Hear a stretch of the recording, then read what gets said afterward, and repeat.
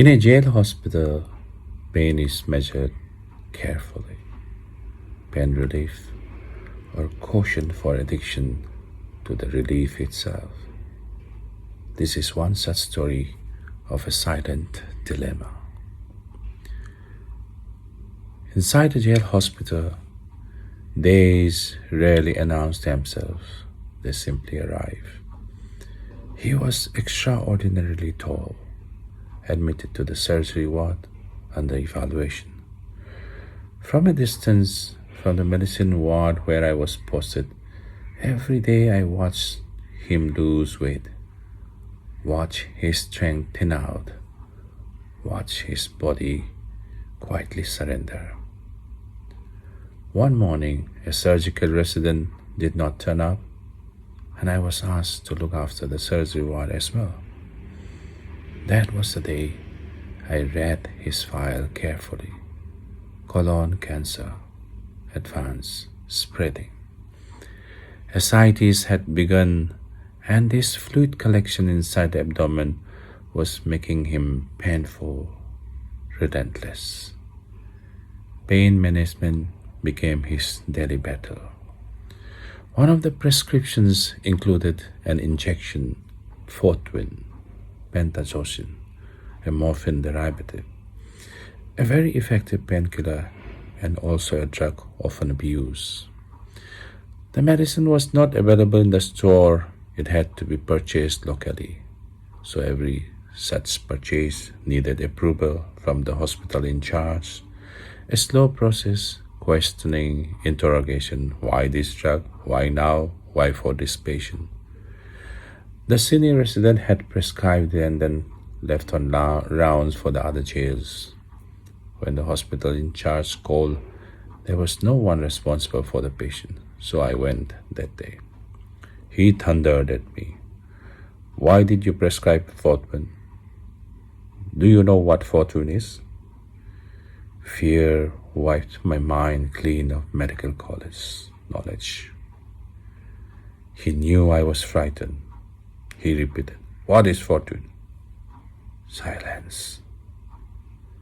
It is an opioid derivative, an addictive drug, he said. Don't give it every day. He canceled the sleep, dismissed me.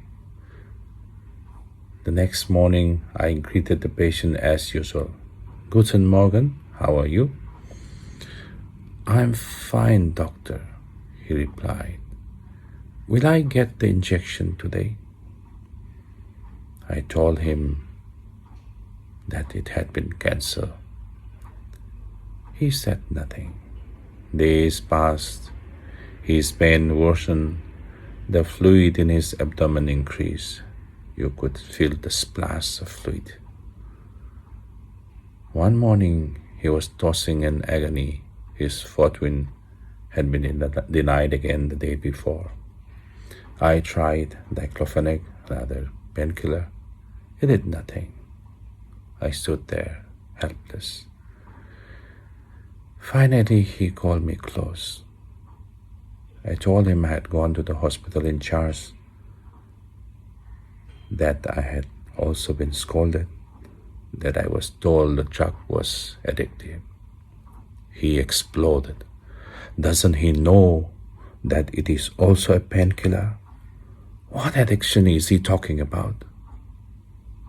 Then, almost calmly, he said, I'm going to die. I don't have the time to become an addict. He punched the pillow once, swore not at me, at the helplessness. Later that day, as I examined other patients near the toilets, I saw him walk out of his ward. He took out a cigarette from his pocket. Two naked electric wires lay exposed. With astonishing precision, the kind that comes only with practice, he brought them together, a spark. He lit the cigarette.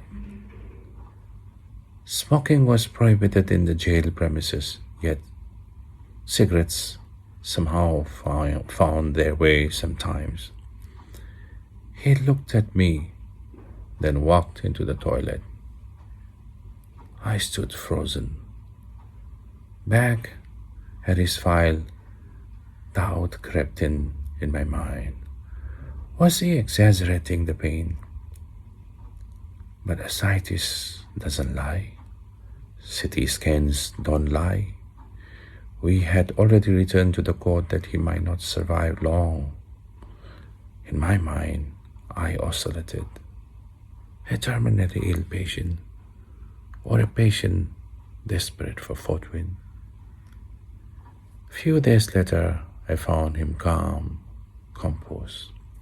When I greeted him in broken German, the only words I knew, he smiled. "Doctor," he said, "I got bail. I will go out now and see a good doctor and take care of myself." We shook hands. I wished him well. That night, lying on my floor mattress in my rented 2-room set house, his face returned to me. I knew the cancer would not wait. But his words echoed, "I am going to die. I don't have the time to become an addict." And I smiled sadly, wondering how narrow our vision can become, even as doctors. You are listening to Yening Taki, Whispers of Life, a new story every Sunday. A quiet space for lived moments, medical sciences, and truths that do not raise their voice. If this story stayed with you, you are welcome to sit with others. No urgency, no conclusions, just listening.